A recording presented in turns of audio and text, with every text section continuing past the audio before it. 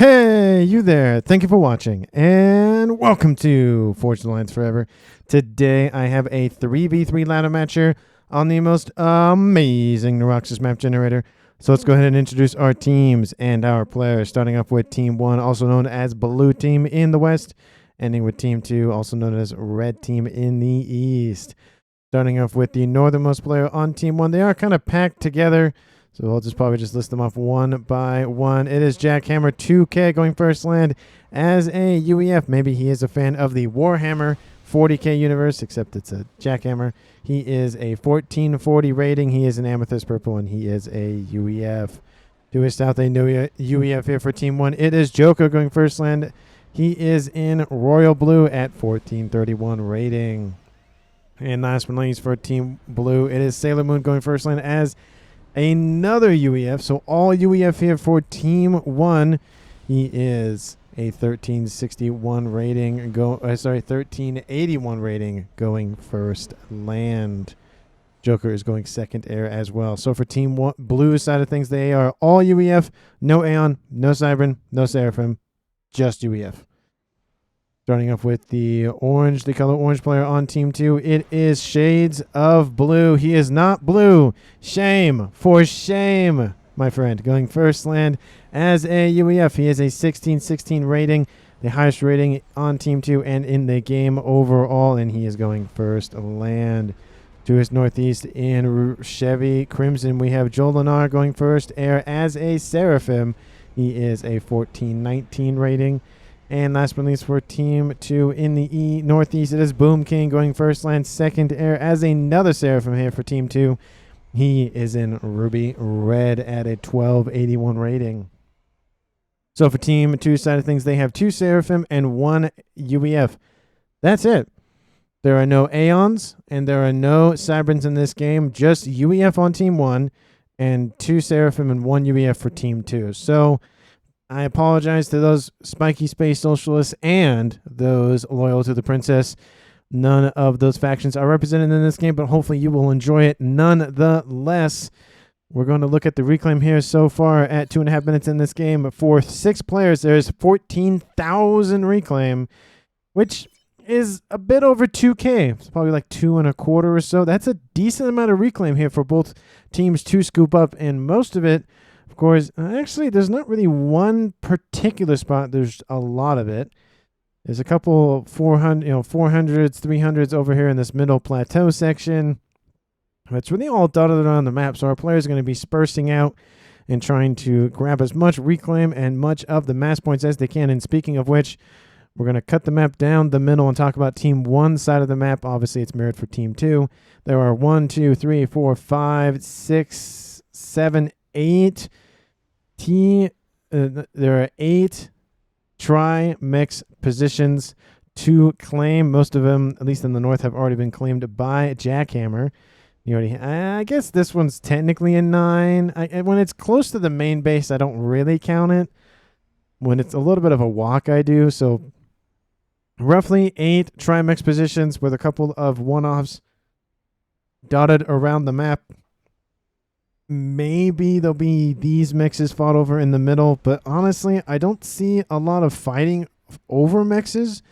It'll be more about trying to deny mixes for their opponents. Let's go ahead and see what our players are doing. Team 2's Shades of Blue, which is going to be really confusing for me. I just know it. He has traversed this little pond in the south and trying to claim this little beachhead for himself. Technically, it's on Team 1 side of the map, but he's trying to claim it for himself. But what's interesting is the mirror for Shades of Blue of Jackhammer 2K. He's doing essentially the exact same thing, trying to claim a nice little beachhead. There is a Trimex position nearby both those players, so it does look like they might try to be eyeing for that territory. There are comms on their way to stop them. We have Boom King in the east going for Mexes, and we do have Jolinar over here pretty close by.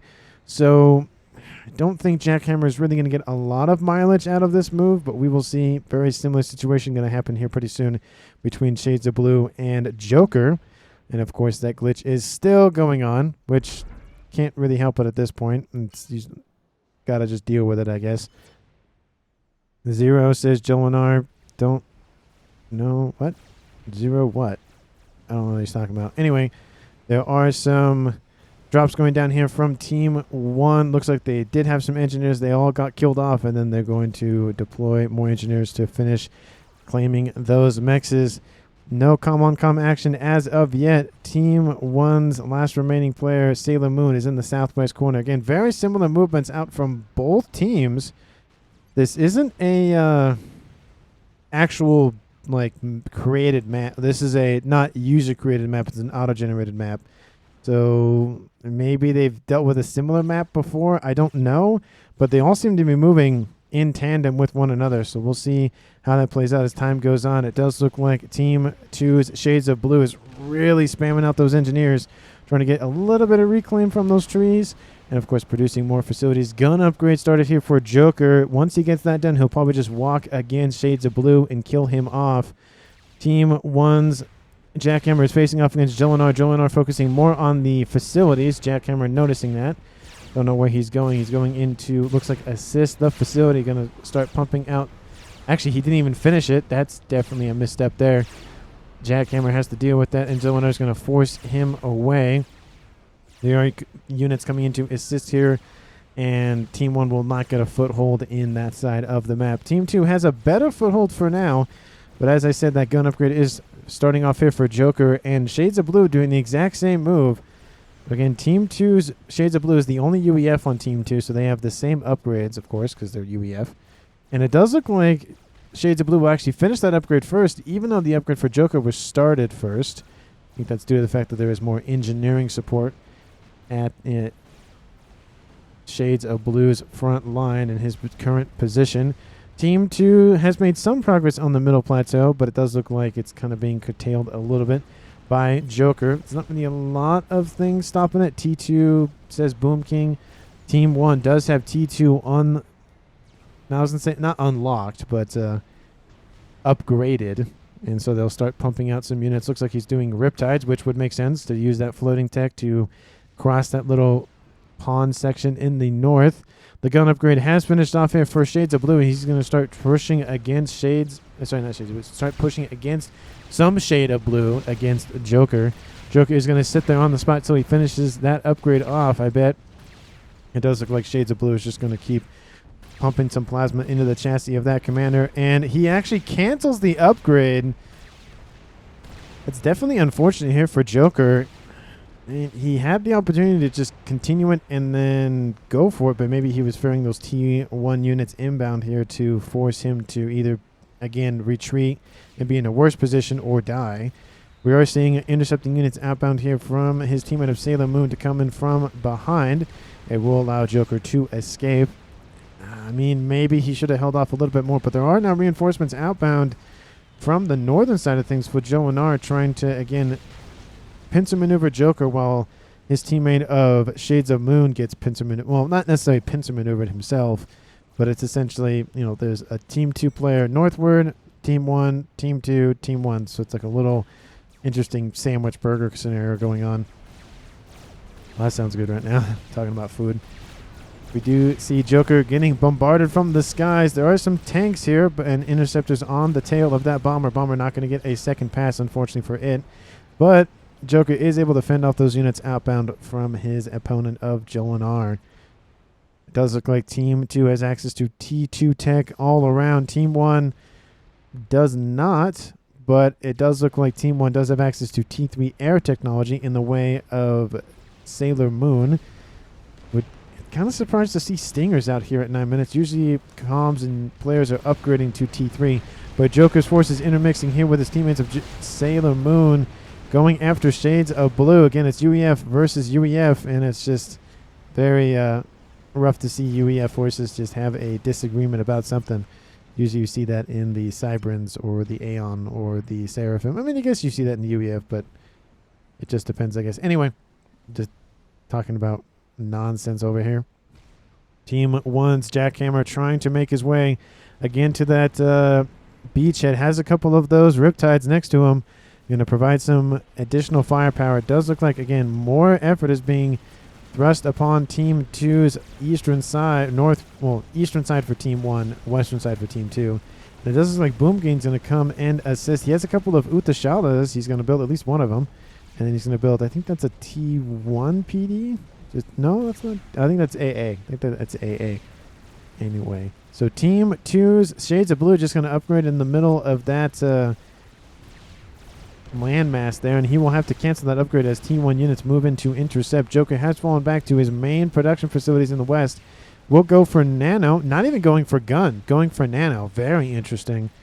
Very weird that he's going for Nano first. I mean, yeah, that gives him a lot of hit point regen, but you would kind of want gun first, you would imagine. But, I don't know. Everybody has their different build orders and things that they want to get done first rather than the other thing. It does look like, yeah, those were... No, looks like those were T2. A bunch of T1 PD have been spammed up to defend. Boom King is going to force Jackhammer off. You can see that over there. He is having to retreat and go back into the pond from whence he came. Will he make... Well, he'll make it. He should be fine, dropping below 2,000 hit points. And that should be the end of it. If Team 2 has some Tort Bombers waiting, this is the perfect opportunity to go after him. But I think that was mainly a distraction here for Jackhammer. His main goal was to go after the resourcing options for Boom King. A couple of Riptides getting in to take out T1 and T2 Mechs here. One Riptide taking out 3 T2 Mechs. That's got to hurt. It takes a minute to chew through those hit points on those mass extractors. But, you know, it can eventually happen, of course, given enough time.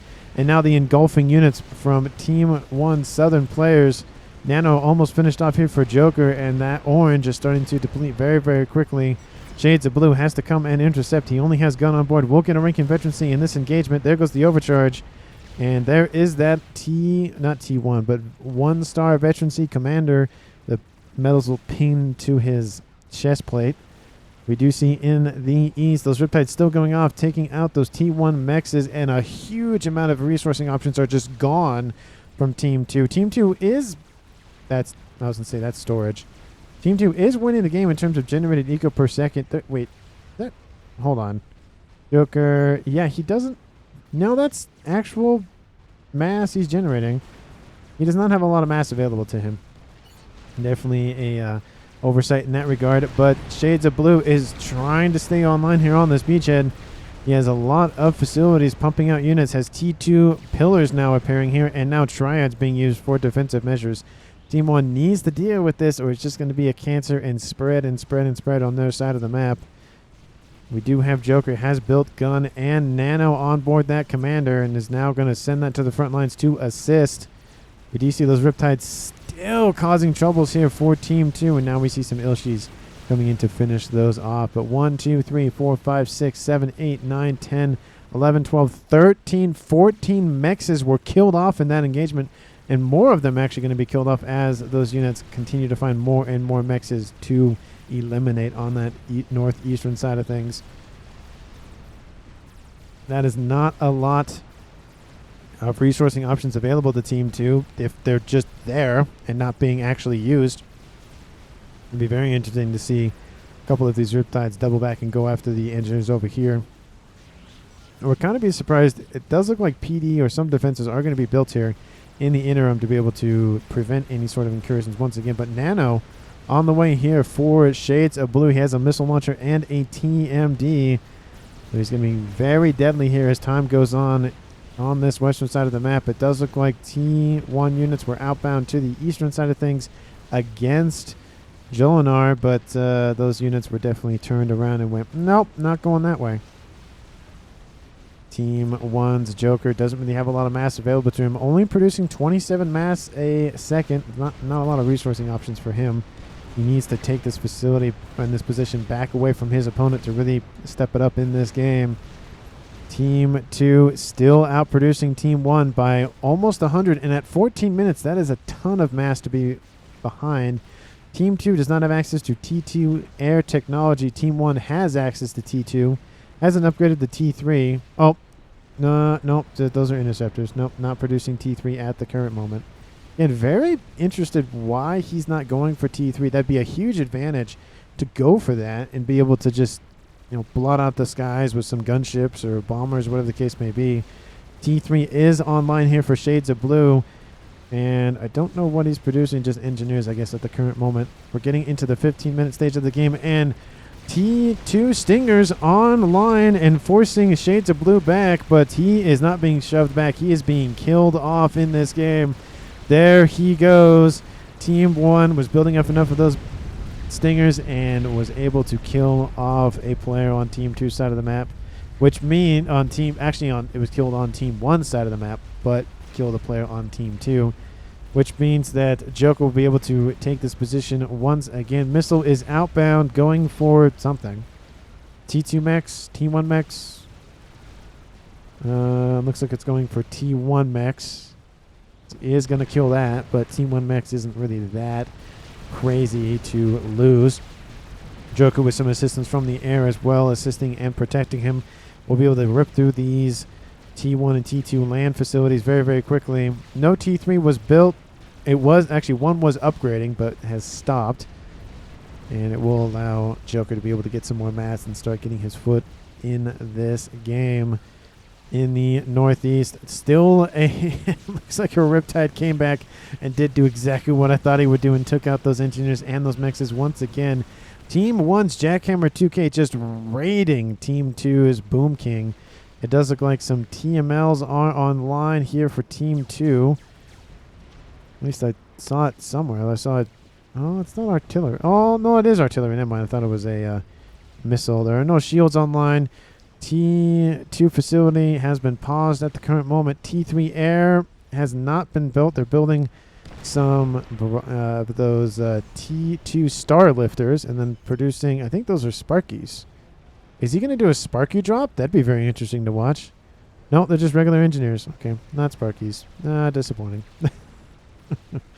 We do see Joker still chewing through those T2 land facilities, but is going to be able to do it. He is at 5,400 veterancy out of 60. Oh, actually, not 5,900, excuse me. And I think we'll rep up to 4-star veterancy with the death of that. And what I like about this is he's able to build on top of the Rex, which means the T1 facility is cheaper. This essentially, instead of reclaiming and then building it, he can just build it on top of it. And once he's done with that, does he overcharge? Yes, he does. He kills off that T2 land facility. He's almost close to 4-star veterancy. Not gunship, but transport had nothing on it and was going after whatever was going after here, and that was it. Team 2's Jolinar will inherit everything that Shades of Blue had, and it is now a 3v2 in favor of Team 1, or the blue team, or the west team, whatever name you want to give them. Couple of Titans in the south. Looks like it was similar rating situation going on here for the northern side of things with some Riptides, but that has been dealt with very, very quickly. And dual transport laden with T1 units on board. There's some strikers that are going to have a very fun day on that side of the map. There is an ASF en route to its location, either by happenstance or not. We'll pass right by it, and Interceptor goes, oh, wait, hold on, come back here. No, I got to deal with this. Transport is perfectly fine for now. More ASFs are en route. You got to drop those units. One transport is down. Second transport is... oh, not going to make it. Third transport, will you make it? No. Oh, one unit will make it. Oh, no, it won't. I saw the little icon being like, oh, it's going to survive. It's going to survive. That does not. But that's a small little mass gift here for Jolinar, courtesy of Team 1's Sailor Moon. He's going to do the drop again because he has another star lifter, but I guess not. He should really go for T3 at this point. 18 minutes in this game. Team 2 just went straight for it. Has T3 air technology. We saw that earlier with those ASFs.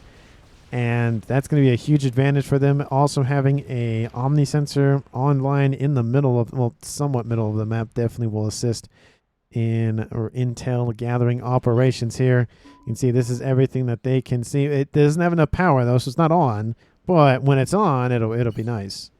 It does look like Joker is pushing forward a little bit to the middle of the map. Again, he has nano and 4-star veterancy and gun. So he has a decent amount of hit points and regen to play with. He just has to be careful of not being, it's essentially bombarded. There are a couple of Titans just hanging out down here waiting to do something. Don't know why they're just patrolling right here. And there are actually more coming this way. Maybe that's just where he's keeping them? I don't know. Question mark? Huh. Anyway. Walls in the middle of the map. There is a Mechs that definitely Team 2 can grab right there. Not going for it, but it's just kind of sitting it there for now. Team 1 Sailor Moon hanging out down here has a missile launcher. Is actually reclaiming it. Looks like he got enough work out of it for the time being. Going to funnel that mass into a different project. And T1 engineer has landed.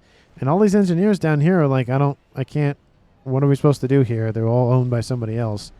And actually, 2 players on Team 1 own some of those engineers. So this facility will actually get online and will start causing annoying situations here for Team 1. And it does look like there's not really a lot of effort to cross the pond here on the southern side. There's been more effort up here to the north, and now just fire-based wars going between Team 1 and Team 2's Boom King and Jackhammer 2K. And the artillery is strong with both of them, but shields are starting to fall here. 2 shields versus 2 shields, but there's 13,000 shields capacity versus 9,000. Third shield is being built as we speak. It does look like there is a secondary artillery in the back just for some backups. Love to see that layered defensive model. Team D was taken out, but the shield is back online. It's just yellow dots going back and forth, but looks like they were trying to shoot at that Hummingbird T1 Air Scout, but it's just an air unit just kind of hanging out there. Does look like Boom King will retreat and go back to base. Doesn't want to be sniped. 22 minutes. That's definitely the right amount of time to do it in, just due to the fact that he doesn't want to be sniped by any sort of strat bombers or gunships, just like his teammate of Shades of Blue. Team 1 does have access to T3 air technology in the form of Sailor Moon, but Team 2 is a little bit ahead in that regard, has already been producing units out of their facilities. They have a squadron or so of ASFs running around the map. Well, roughly a squadron, probably at least a wing, about 6 or so at a minimum. Transport inbound here, dropping off some Riptides. Riptides will not all land, unfortunately, because they're not landing together, but it will get taken out. Once again, Team 1 very in favor of just dropping units constantly, which, can work and cannot work depending on the scenario. Team 2 is becoming less and less effective against Team 2 just due to the fact that they are aware of it. But one Percy on the front lines, misses that Ilshi just by a hair, and a decent amount of AA to protect against any sort of gunships that could arise. Team 1's Joker moving around this western side of the map. Nothing really going on the southern side. Does look like one little gunship is online to deal with this T1 land facility. And there is a PD that's just annoying everybody. But not a lot of action has occurred on the southern side with the pond. Team 1 at least getting some action out of that. A ton of Ilshis here for Boom King. The only issue is there is no clear... I mean, maybe you could skirt some units on that edge. I don't know. I haven't seen any units go that way. They had usually when I saw the comm, he went around. But maybe they can go that way. We'll see. That is a line of Ilshis, and they're just patrolling back and forth to prevent any sort of dropping nonsense. 1 Mechs was taken out, which is, I guess, better than nothing, but still, I feel like it could have been a little bit worth it going after something else. Team 1 should probably start investing in other ways to combat Team 2. Team 2 has taken the middle of the map and been, we're good. And it does look like there is an attack mounting here from Team 2's Jolinar down southward. A couple of Percys is not going to be enough to stop this Titan push. And there's also some T2AA Seraphim variety and some Ilshis and some Thams as well. And those Titans, unfortunately here for Team 2, wow, I stumbled over my words there, are not going to be enough to hold off those Titans for long. The comm is trying to retreat. Overcharge does take out one of those Titans, but it looks like they're chasing down that comm. The benefit here for Team 2, for Team 1, is that they're coming in a line. So that is the main benefit. But Titan fire just raining down onto anything and everything around that comm. Comm is trying to make it to the water. Says Joker. And he's starting to be surrounded here. 18,000 hit points being shredded very quickly. Is constantly being body blocked now, trying to make his way underneath the surface of the water to hide. And he is being surrounded, hasn't even reached the water as of yet, and I don't think he will. Does get a rank and overcharge. It does get a rank and it does get some boosted hit points in the form of some veterancy. Does get another overcharge into another group of Titans. The Titans probably could have killed off the comm had they been focusing him directly. But a bomb outbound from a Nother does actually do some AoE, at least that's what it looked like.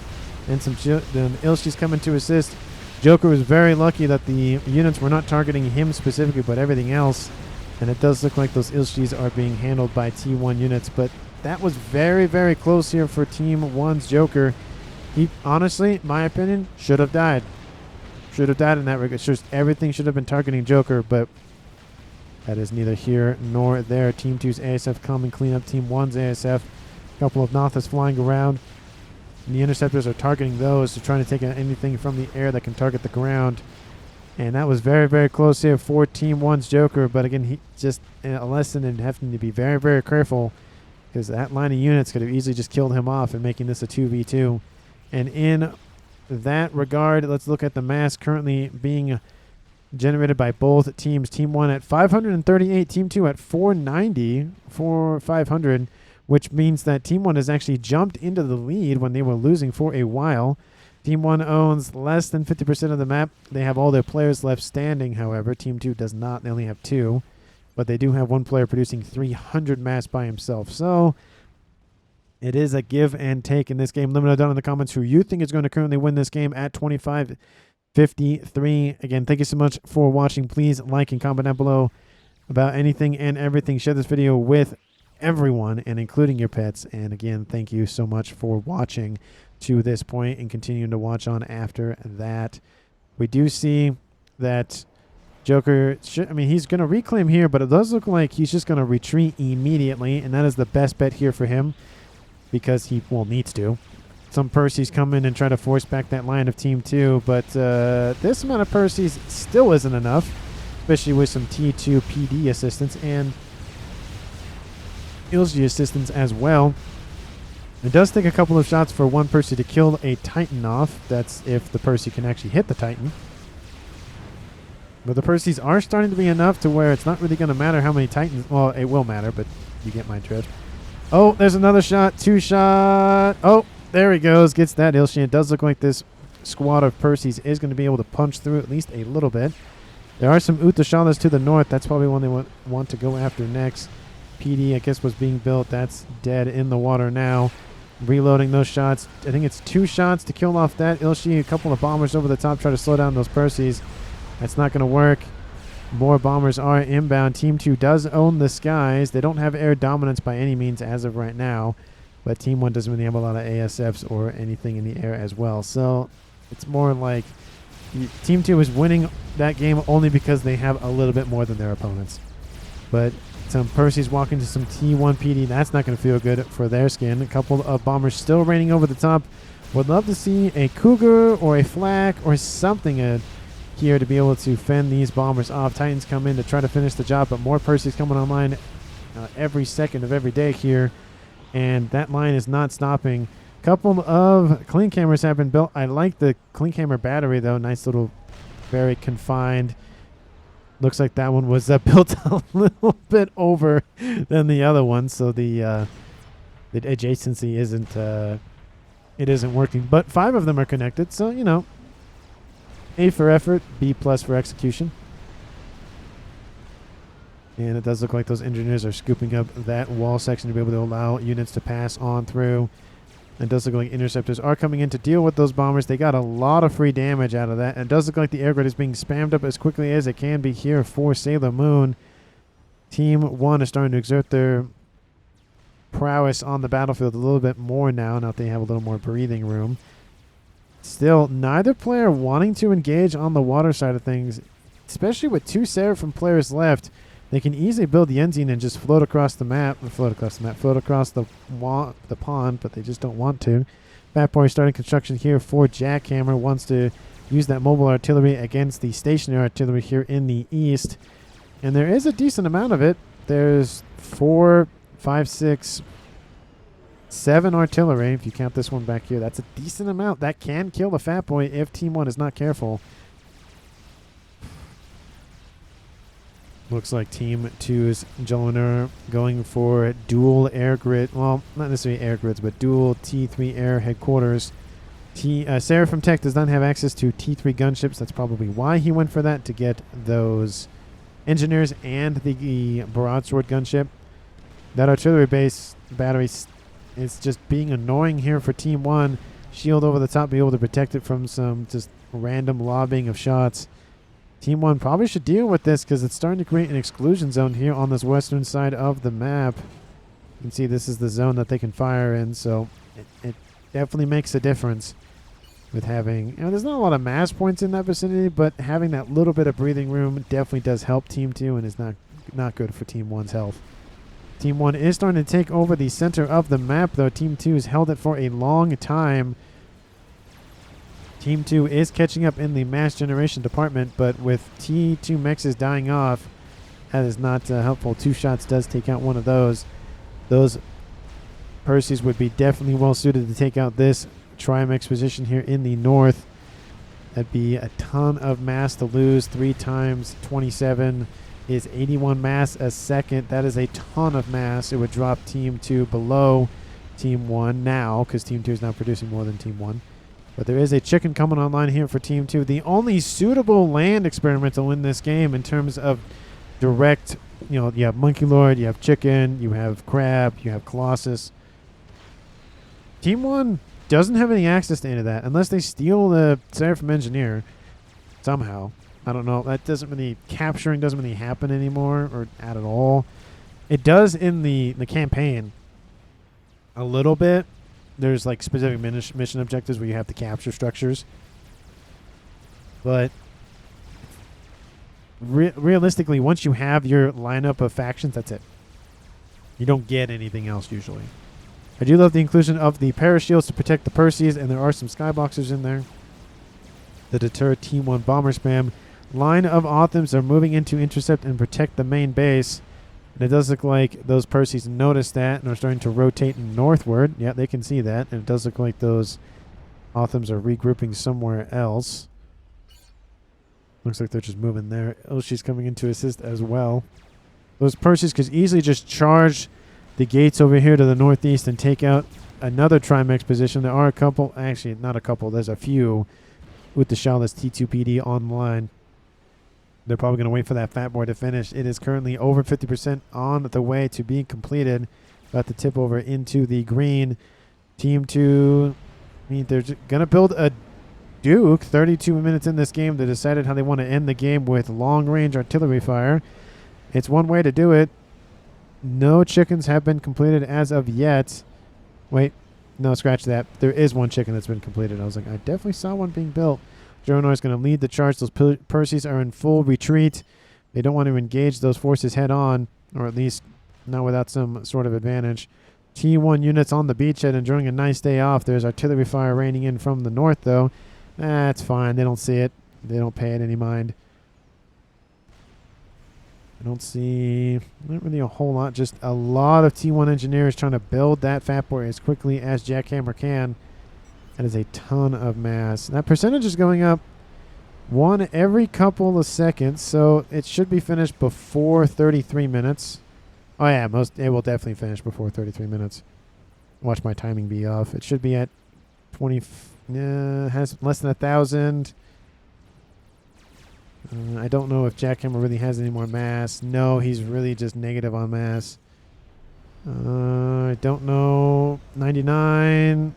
You gonna make me a liar, Jackhammer? No, you're not. It was finished before 33 minutes.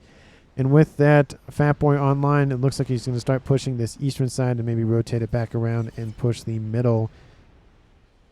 Kind of surprised that Team 2 is not building their own Fat Boy and putting it right here. You have a bunch of T2 artillery, you have T2 PD and T3 AA to protect it. And you could easily put that Fat Boy there and call it a day, especially with the radar next to it to be able to see a ton on that side of the map. I think I'm going to speed it up just a little bit because it's kind of quiet. I won't go 3, I'll go 2. And hold on. As I say something, broadswords are moving in to take out that chicken. ASF coming in from Team 2 from the east, trying to take out those those broadswords, but it does not work. Team 1, I don't know if they gain air dominance, but they definitely have a lot of control over the middle. There's really nothing that can stop those broadswords now. Tons of Titans online. There are some lightning tanks starting to be built in that main base, though. And some flak over here to the north. As long as that flak does not meet up with those broadswords, it should be fine for the killing off of that chicken here for Team 1. It is in the yellow, in the lower yellow. Some flak is coming off of that chicken, but the flak is very weak. It's not, it's almost like it's not even there kind of thing. And that chicken, it's going to be close. Sub 6,000, 4, 3, 1. There it goes. The chicken is down. ASF need to get out of there. Second chicken is online, but it's given a lot of time for Team 1 to move up their forces. And that is a lot of Percys. And against Titans, Percys are going to win that fight any day of the week. Lightning Storm will force those units kind of a little bit of away for a little bit of away for a little bit. But now we have broadswords going after resourcing options here for Team 2's Joanar. And there is some flak that has been built. Oh, there's not a lot of... oh, why are you going after that pigeon? That pigeon's going to do nothing. No cascade or nothing. Oh, that's definitely... why are you going after... there's something over here. I know it's underneath more, AA coverage, but still. There's something shooting at you over here to the east that you could take out. It's... they're not going to... no, they're not gonna take out that broadsword in time. Oh no, he gets it in the last shot or two, but I don't know why they took that one out specifically. Percys lead the charge here, trying to push their way forward into that main base against Team 2's Joanar. Percys are not stopping anytime soon.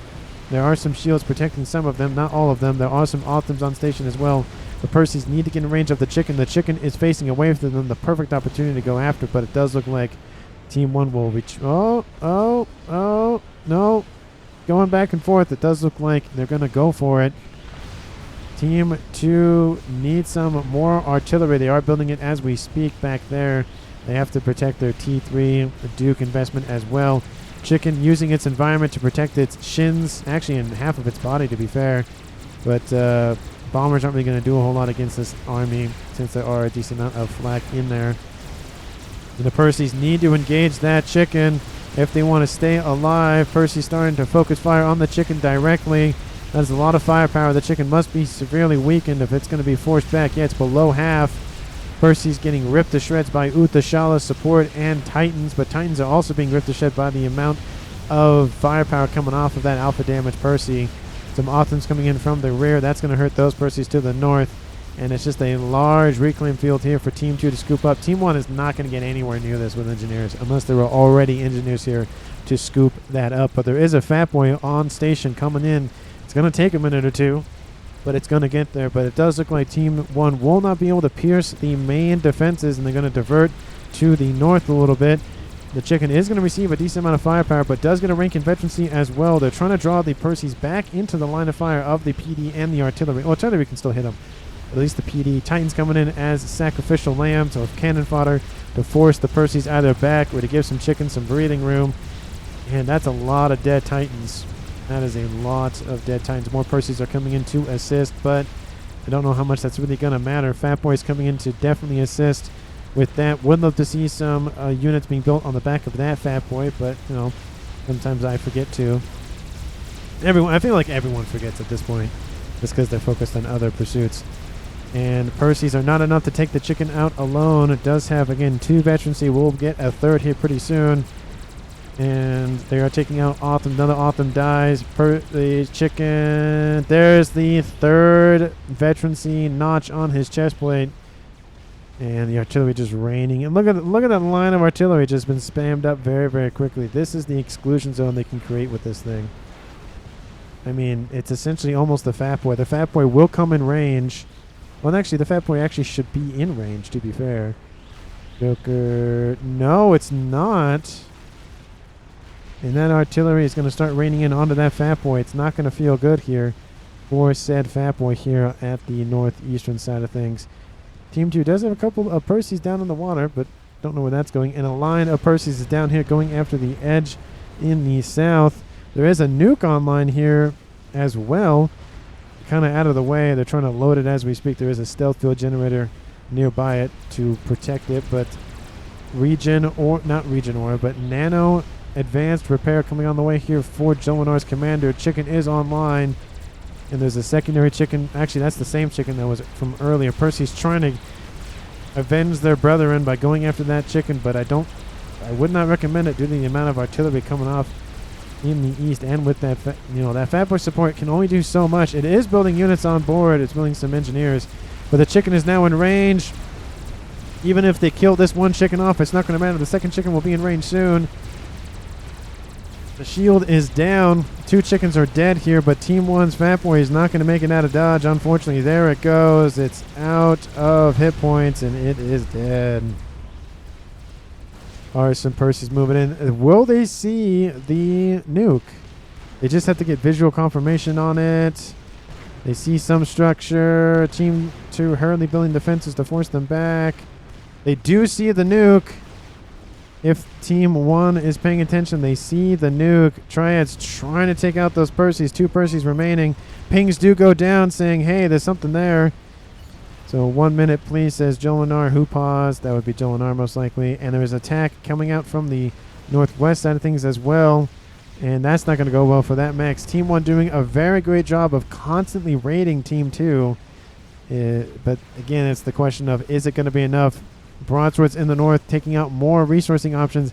Team 1 is just raiding constantly. Do they have any sort of way to end the game? They have built a nuke and it is loading. Needs a shield around it though at a minimum.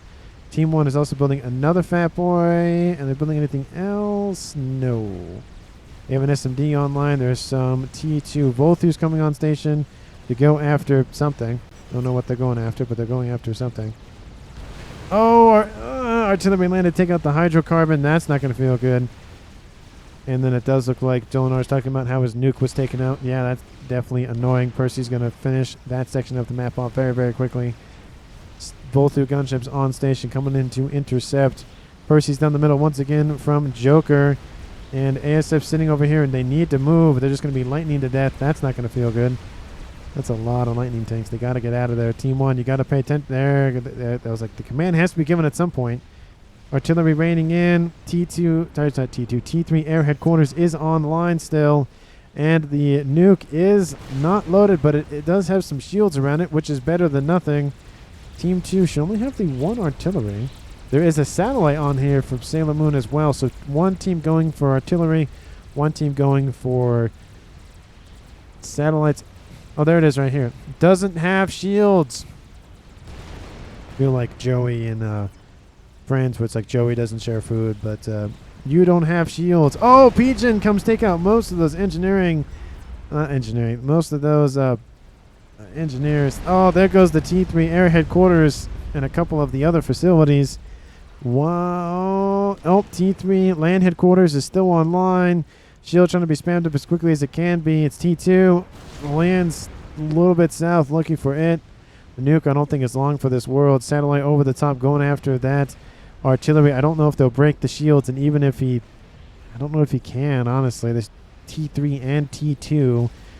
And I think 2 satellites would be enough because you'd have constant damage. But gunships inbound to try to go after that T3 long-range artillery, but they're being ripped to shreds as they get there.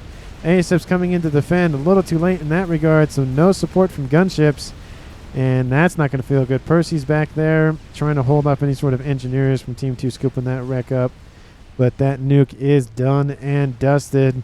Second satellite is in the green here. 42 minutes in this game have already elapsed, and coming in from the south, Percy's once again just raiding constantly. Percy's, one of the slowest T3 units in the game, are the ones raiding. Please help me make that make sense. I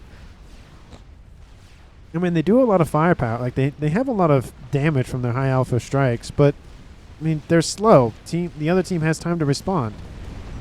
But, no. Is it? No. Okay, there are gunships nearby. I'm like, there is no way that Team 2 is not prepared to take out some Percys. That would be... Oh, there's a T3 land headquarters right here.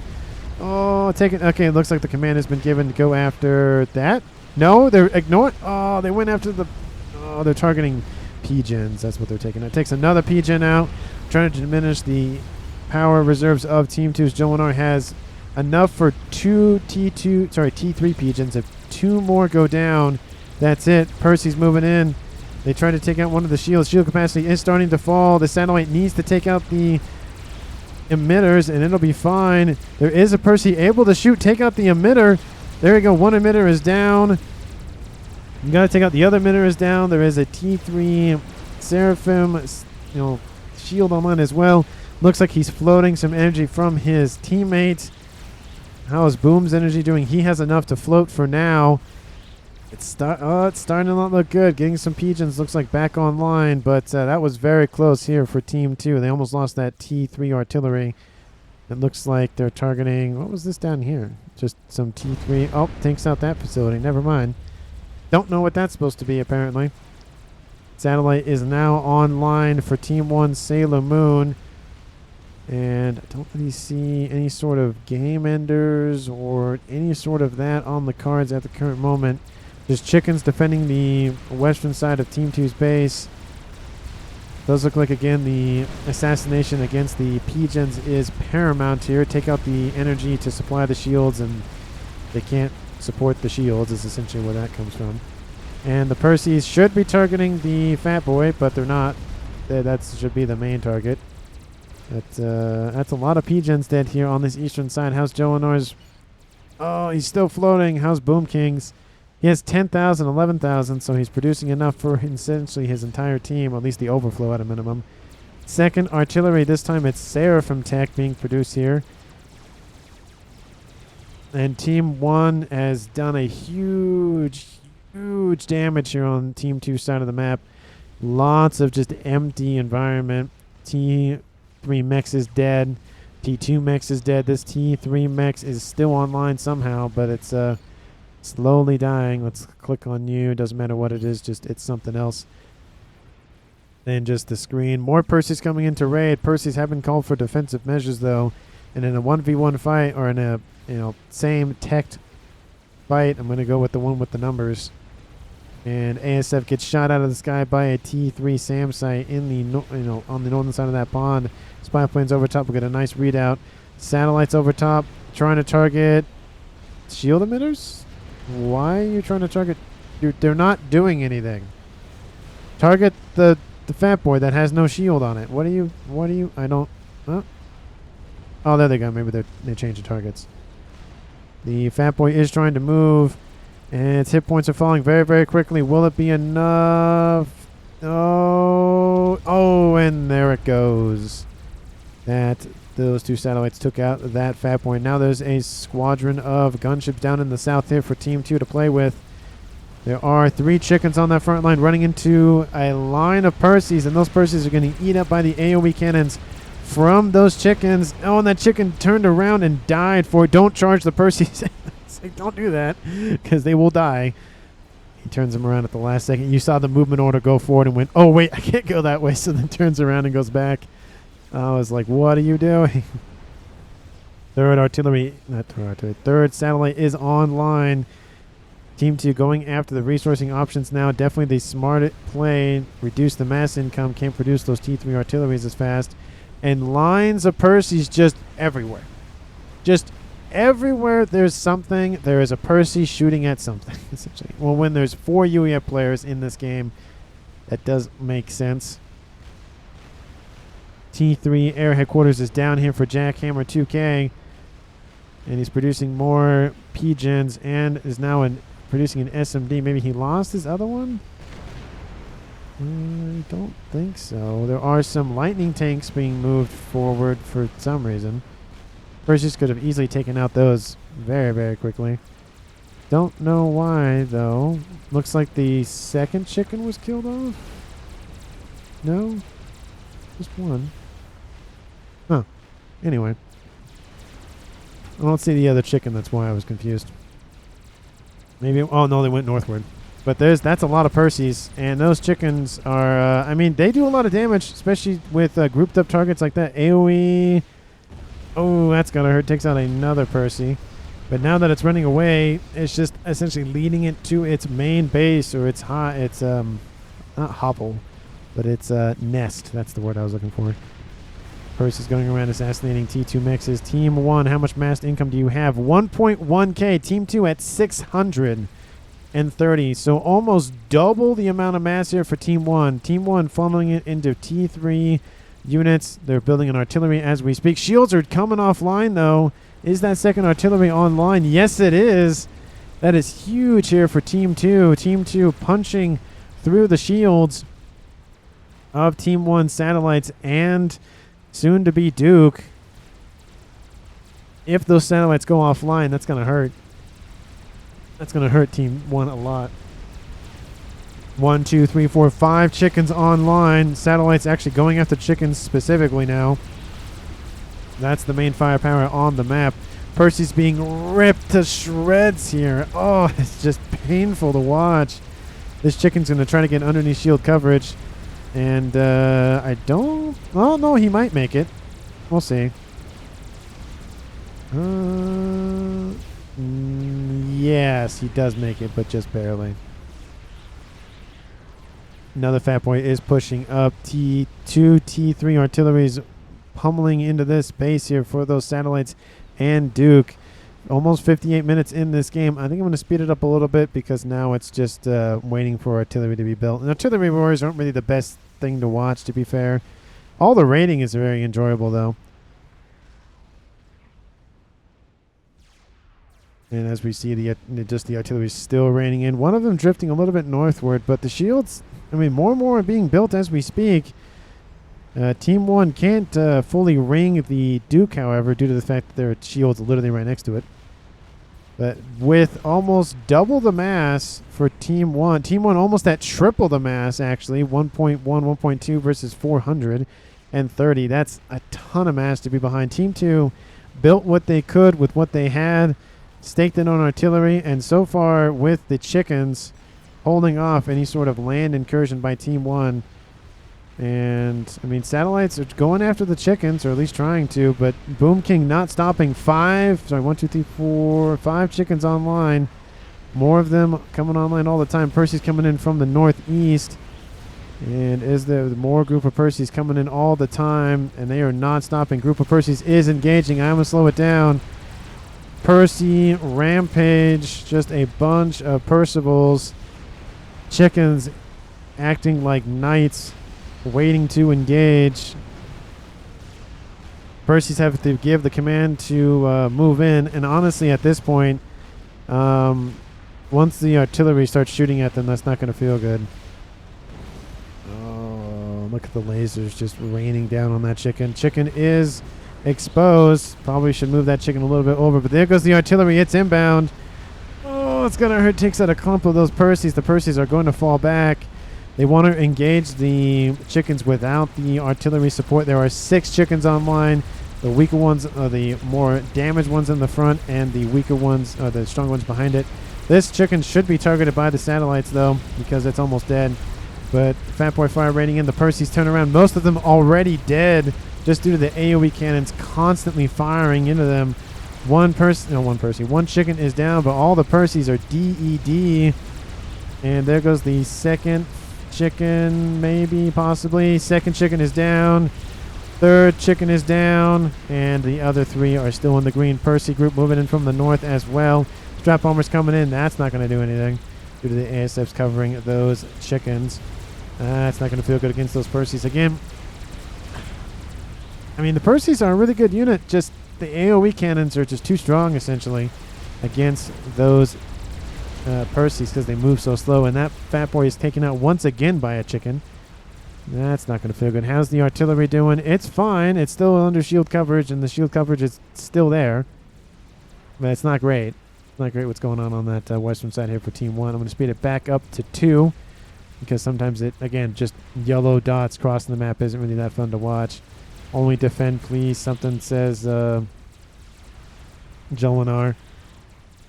And those chickens, slowly being dealt with by the satellites. And this one's dropping into the red again. Those satellites have actually gotten a lot of kills. A lot of kills in the sense of experimentals, not necessarily kills in general. I think total they're only sitting at 10. But, 10 kills, which means they've killed 10 chickens is really good. Oh, Oh, does the chicken survive? Oh, no, just barely doesn't make it. Oh, that's got to hurt. How does the artillery feel? Joker sitting underneath the coverage. And no one's building any other additional support with shields or whatever the case may be. I don't know what Team 1 is building or working on. They have a lot of they have the mass to play with it. They're just not really doing anything with it.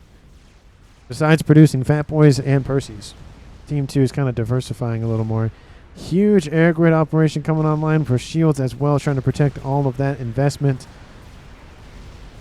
Team 2 wanting to ensure that they don't have any sort of occurrence. Well, Jolinars does have a lot of excess power. And Boom King has some, but it's not as much as he used to have just because he's producing so much. Another chicken coming online for him. He's not stopping. He's just sitting here producing chicken after chicken after chicken after chicken. And the shields are still online. They're still alive and kicking. That's Novax did take a hit. So the shields are getting punctured and staying offline long enough.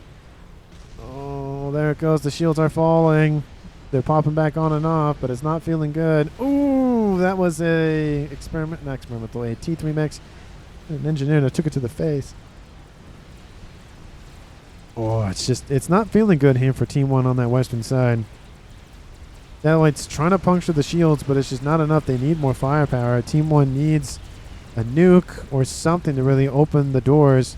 We have strap bombers in over the east, but I mean, they could be better served for going after the artillery. That's the main issue. And the shields are offline. And there's actually 3 artillery now, excuse me. Not 2. T4 says Sailor Moon. Oh, chicken. And there is a chicken on the south side of things. And that chicken is inbound. Strap bomber's inbound as well, trying to take out some of the shield capacity. They are doing a decent amount of work. And that chicken is, how would you say, slowly approaching the doom of said artillery and satellites. Oh, satellite raining. Oh. That's gonna hurt. The Fat Boys, the strategic bombers came in and assisted with taking out the rest of the shield capacity. 2 satellites are down. Duke's still online. Shield's trying to be rebuilt as we speak. More engineers are going down. Strap bombers will come and take out the rest of the hit points on that Duke. And at 56 minutes in this game, it is not looking good here for Team 1. Team 1 producing 1.1k mass versus Team 2's 400. Still, I didn't say lost as of yet, but they're definitely losing. And that chicken is chasing down that comm of Joker, and Joker is dead. He got chased down by a chicken. It's now a 2v2. We saw the first player exit of Shades of Blue way earlier on, and now at 56 minutes we saw the next kill. That is how wide the kills have been. And in 3v3, obviously less players, less kills. That would make sense. Strap Bombers inbound here against Sailor Moon. And Sailor Moon did take a hit in the shields, but he should be fine. Chicken tried to chase him down. That didn't work. Artillery now raining in on top of him directly. Team 2's done playing around. They're just going to go for assassination game. Team 1 does still have Jackhammer 2K in the water, but at this point now, Team 2 is definitely in the driver's seat. And I'm surprised that with all the mass Team 1 was generating, they just didn't have any... Strategy isn't the word that I would use, but they didn't have any goals to build. I mean, they built a couple of satellites and an artillery, and then that was it. They didn't really build anything else. Well, they could have... Well, they're building a Mavor down here. Team 2 probably doesn't know about it. As my mouse just glitched for a second and froze. No, they don't know about it.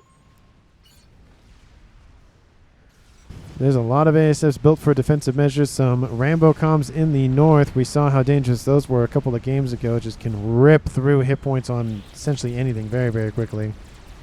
They are stronger, says Boom King. I don't think so.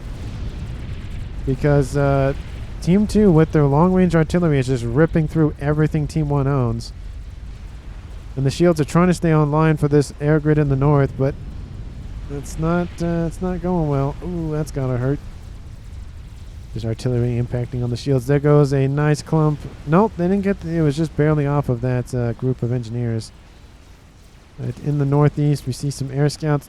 Don't really know what they're doing. Rambo comms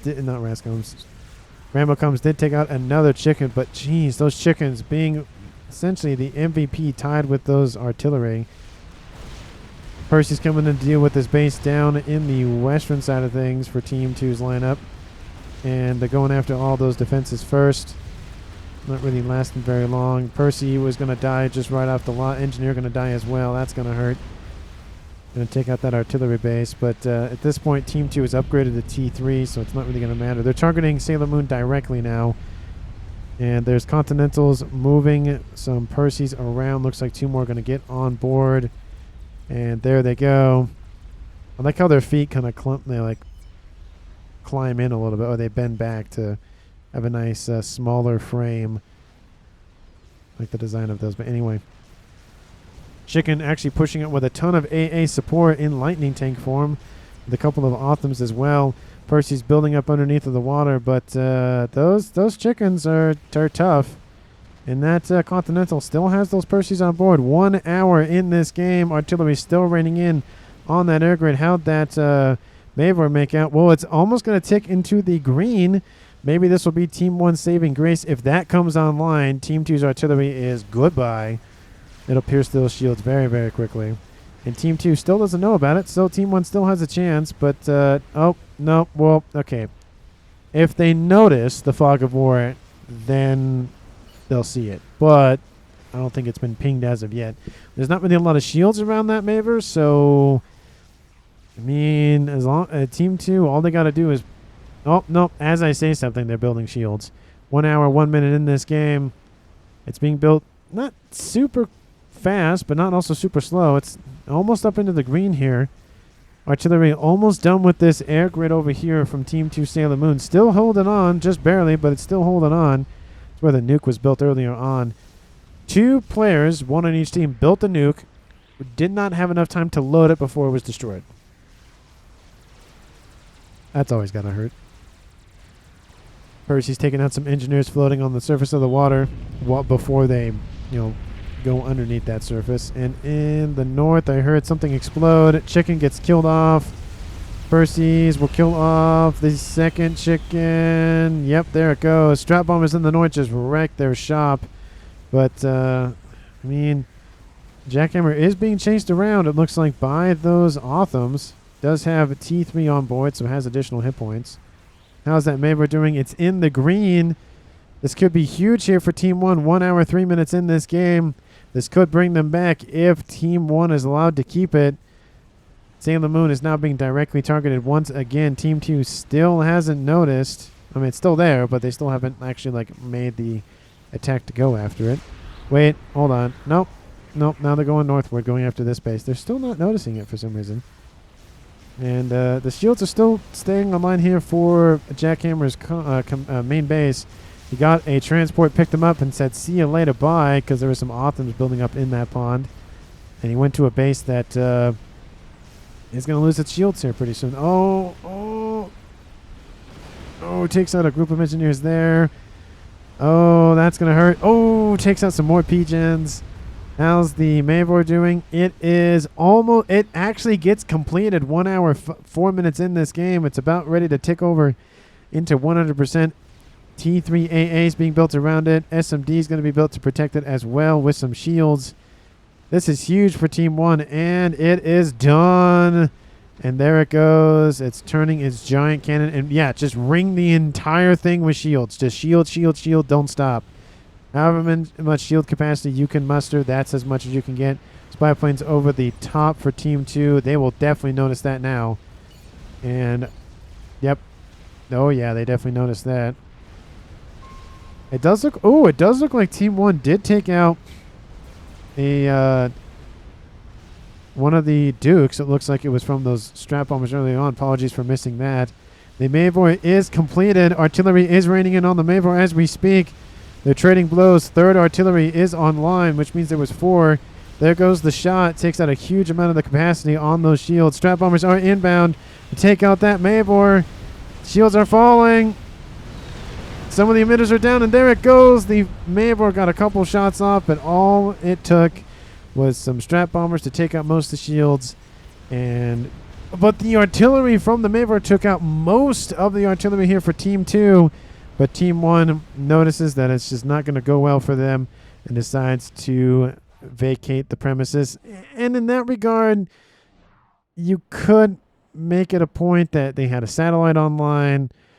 And is it the only satellite? Yeah, it's the only satellite they had online, at least over there.